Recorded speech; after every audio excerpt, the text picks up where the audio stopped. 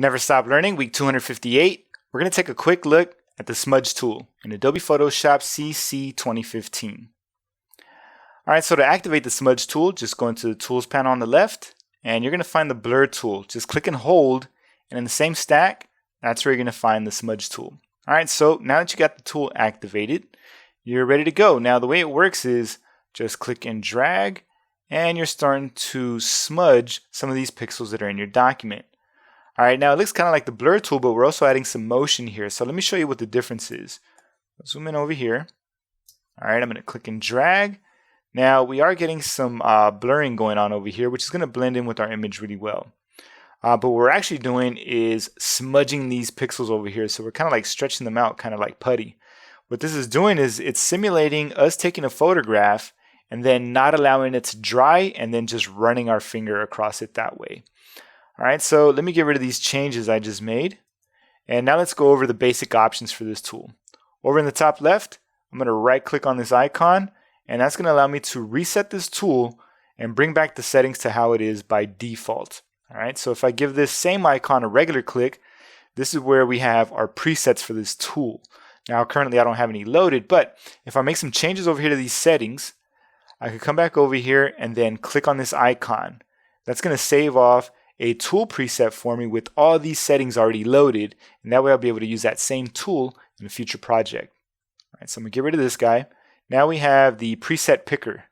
In here you can change the size, hardness, and down at the bottom you have your presets. If you click on this gear wheel, you have some additional options right in here. Alright, so let me get rid of this guy. Next we have the brush panel. If you click on this icon, it'll bring up the brush panel for you. So in the brush panel you have some presets, and you can make changes to your brush. You have some additional options here under brush tip shapes. If you click on this icon again, it's going to dismiss that brush panel for you. Now while I have this tool activated, I can right click on my document and make some changes to the size and hardness. I'm going to hit escape to get out of that. Now just to the right of that, I have my painting modes. By default we start off in normal, but we also have darken and lighten. And down over here at the bottom we have hue, saturation, color, and luminosity. I'm going to leave mine set to normal for now. And now we have strength. By default we start off at 50%, but if you want a more subtle look, you could just click and drag using the scrubby slider. And once you back off on it, now it's going to give you a more subtle look at 4%. Alright, I'm going to bring the strength up to 75% and accept that change. Now this is going to give me a more dramatic look, and that's going to work out great for this demo. Alright, next we have sample all layers. I'm going to click on it to turn it on, and what I like about this feature is it's going to allow me to work non-destructively. Over here on the bottom right in the layers panel, notice I have a layer above my background layer. Alright, I want to make sure that I have layer 1 targeted, and now whatever I smudge is going to end up in this blank layer, and you'll see how that's going to help me out. Alright, so I want to increase my brush size. I'm going to click and drag on this meatball. Alright, so now I decided I don't like that change. So I'm going to eliminate that layer. But if I decide I actually want to bring it back, I could always just bring back the visibility. What I'm going to do is just Command A and then delete to get rid of all those additional pixels. Alright, so that's going to bring us back to the original image really quickly. Alright, the next feature we have is going to be finger paint with foreground color. Click on it to activate it.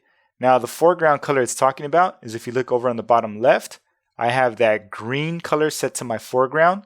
So if I click and drag right in here, notice we're actually adding some green over here to our smudge. This is simulating me grabbing my paintbrush, dipping it into some green paint, and then creating a brush stroke here. Notice we run out of green after a certain point, so I only have so much loaded.